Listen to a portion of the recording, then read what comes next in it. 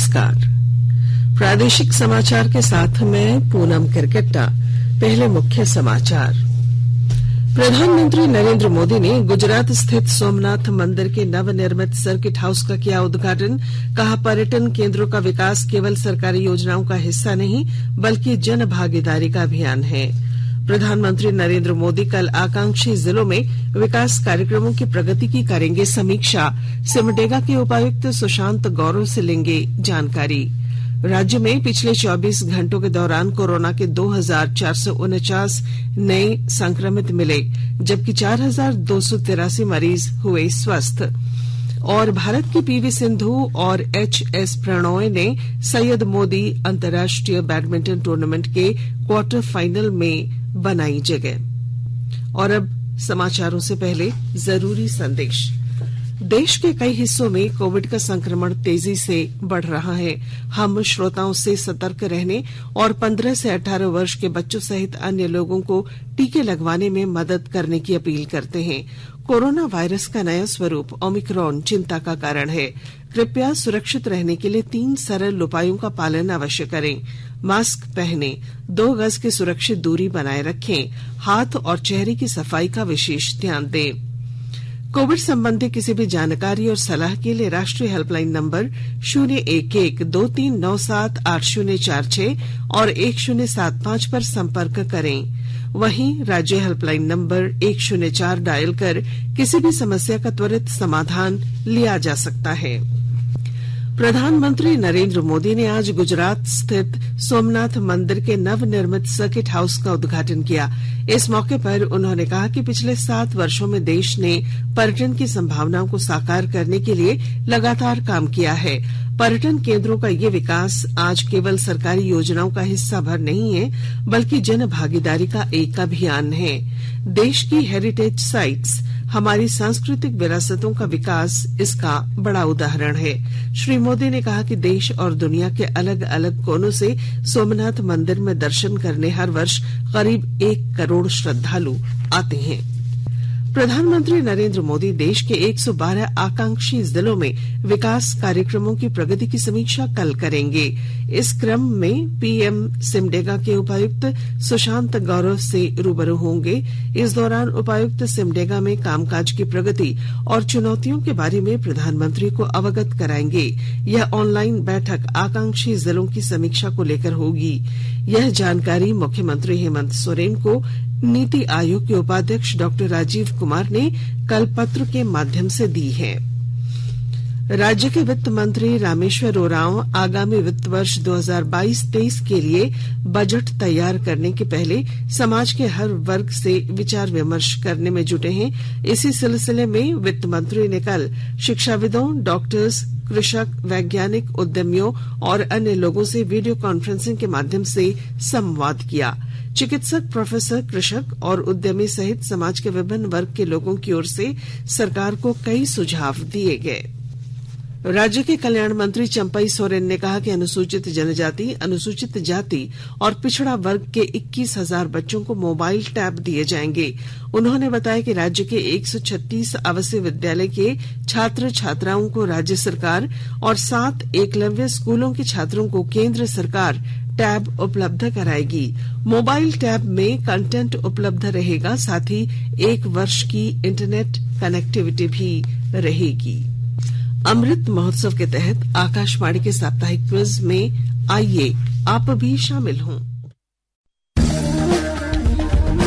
आजादी के 75 वर्षों का पर्व अमृत महोत्सव प्रत्येक बुधवार शाम 7 बजे प्रसारित होने वाले प्रादेशिक समाचार के दौरान पूछे गए प्रश्न का सही उत्तर देने वाले एक प्रतिभागी इनाम का हकदार होगा।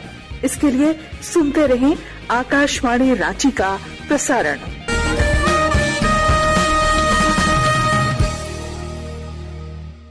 जागो ग्राहक जागो, जागो ग्राहक जागो। आजादी का अमृत महोत्सव के लिए सभी उपभोक्ताओं को शुभकामनाएं। हॉलमार्क, सोने की शुद्धता सुनिश्चित करता है। हमेशा हॉलमार्क वाले सोने के आभूषण खरीदें। उपभोक्ता किसी भी शिकायत के लिए कृपया राष्ट्रीय उपभोक्ता हेल्पलाइन टोल फ्री नंबर 14404 पर संपर्क करें। उपभोक्ता मामले विभाग, भारत सरकार द्वारा जनहित में जारी। जानो अपने अधिकारों को, अपने हक पहचानो, बेईमानों को सबक सिखाओ, ग्राहक अब तो जागो। जागो ग्राहक जागो, जागो ग्राहक जागो। नई दिल्ली में आज इंडिया गेट पर अमर जवान ज्योति की मशाल को राष्ट्रीय समर स्मारक की ज्योति की मशाल के साथ मिला दिया जाएगा। इस अवसर पर आयोजित होने वाले समारोह की अध्यक्षता एकीकृत रक्षा स्टाफ प्रमुख करेंगे। विश्व युद्ध में प्राणों की आहुति देने वाले भारत ब्रिटेन के सैनिकों के सम्मान में इंडिया गेट का उद्घाटन 1931 में किया गया था। 1971 में भारत पाकिस्तान युद्ध के बाद अमर जवान ज्योति की स्थापना की गई थी। लंबी प्रतीक्षा के बाद इंडिया गेट परिसर में राष्ट्रीय समर स्मारक का निर्माण हुआ था और वर्ष 2019 में इसका उद्घाटन किया गया था।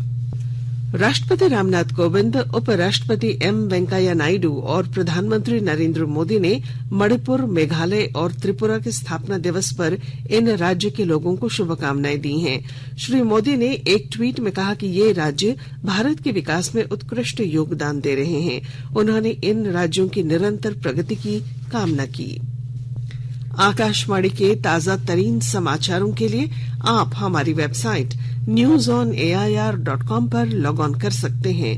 ताजा समाचार Twitter handle @AIR News Alerts और Facebook page all India radio news पर भी उपलब्ध है।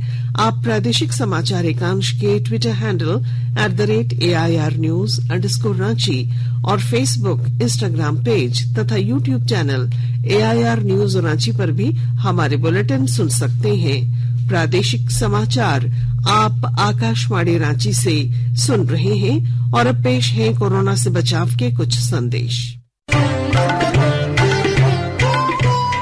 कोविड-19 से बचाव और सुरक्षित रहने के 3 उपाय। मास्क लगाएं, 2 गज दूरी है जरूरी, सुरक्षित दूरी रखें, हाथ और मुंह साफ रखें।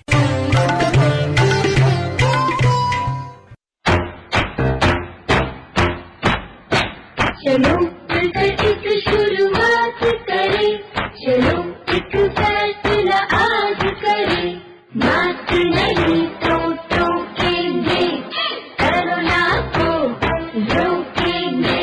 चलो एक इरादा करते हैं, चलो कुछ वादा करते हैं, मास्क नहीं तो टोकेंगे, कोरोना को रोकेंगे। भारत सरकार द्वारा जनहित में जारी। प्रादेशिक समाचार में आपका फिर स्वागत है। राज्य में पिछले 24 घंटों के दौरान कोरोना के 2449 नए संक्रमित मिले, जबकि 4283 कोरोना के मरीज स्वस्थ हुए। वहीं 25,578 मरीजों का इलाज चल रहा है। स्वास्थ्य विभाग द्वारा जारी रिपोर्ट के अनुसार रांची में सबसे अधिक 757 और सबसे कम पाकुड़ में 4 नए संक्रमित मिले हैं। इधर राज्य में अब तक लगभग 3 करोड़ 23 लाख से अधिक लोगों को कोरोना का टीका लगा है। राज्य में 82% को पहला और 51% को दूसरा टीका लगाया जा चुका है। राष्ट्रीय टीकाकरण अभियान के तहत अब तक 160 करोड़ 43 लाख से अधिक कोविड रोधी टीके लगाए जा चुके हैं। स्वास्थ्य मंत्रालय ने कहा है कि कल 70,49,000 से अधिक टीके लगे। स्वस्थ होने की दर 93.5% है। पिछले 24 घंटों में 2,51,000 से अधिक लोग स्वस्थ हुए हैं। इसके साथ ही देश में कोविड संक्रमण से ठीक होने वालों की संख्या 3,60,58,806 हो गई है। इस समय देश में 20,18,825 लोगों का इलाज चल रहा है। पिछले 24 घंटों में 3,47,000 से अधिक नए मामले दर्ज किए गए। अब तक 9,692 ओमिक्रॉन के मामलों का पता चला है। पिछले 24 घंटों में 703 लोगों को इस संक्रमण से मौत हुई। अब तक 71 करोड़ 15 लाख से ज्यादा कोविड नमूनों की जांच की जा चुकी है। किशोरों के वैक्सीनेशन के मामले में कोडरमा राज्य में पहले स्थान पर है। अब तक जिले में जनसंख्या के लिहाज से सबसे ज्यादा 56% किशोरों को वैक्सीन की पहली डोज लगाई जा चुकी है। ब्यौरे के साथ हमारे संवाददाता। 15 से 18 आयु वर्ग के किशोरों के वैक्सीनेशन में कोडरमा जिला राज्य में अव्वल आ गया है।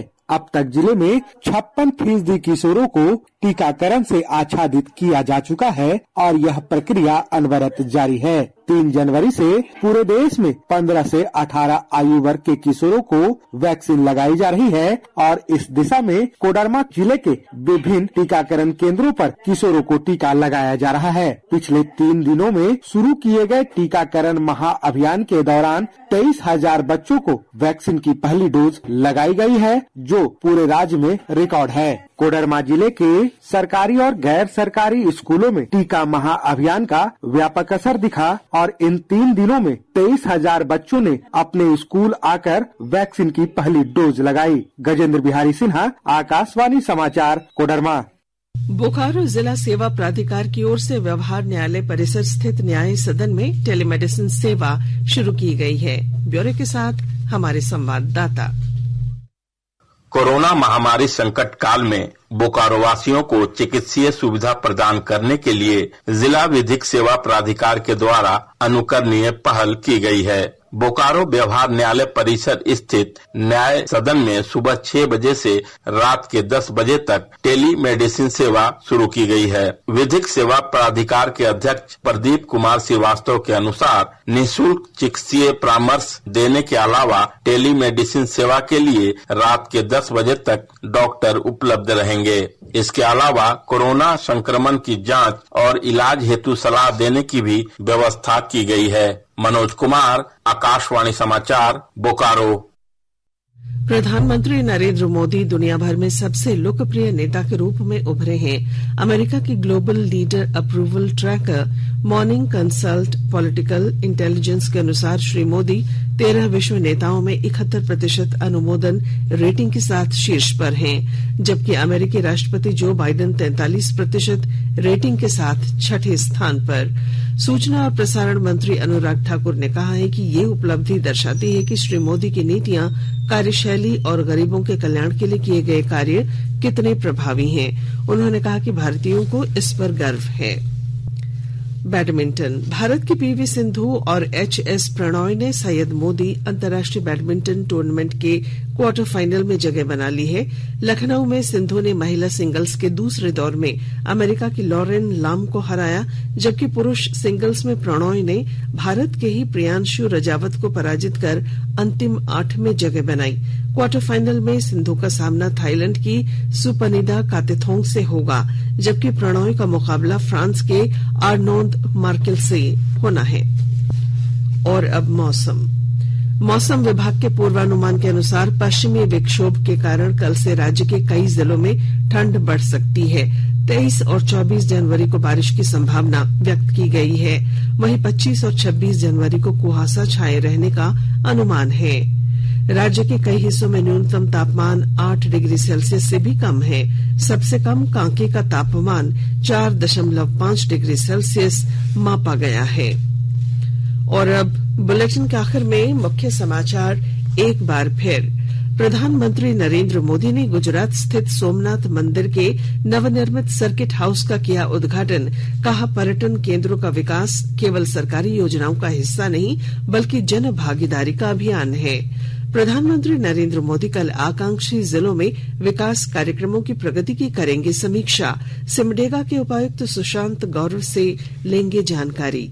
राज्य में पिछले 24 घंटों के दौरान कोरोना के 2,449 नए संक्रमित मिले, जबकि 4,283 मरीज हुए स्वस्थ।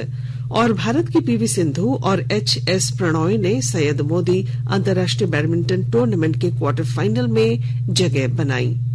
और इसके साथ ही आकाशवाणी रांची से प्रादेशिक समाचार का ये बुलेटिन समाप्त हुआ। नमस्कार।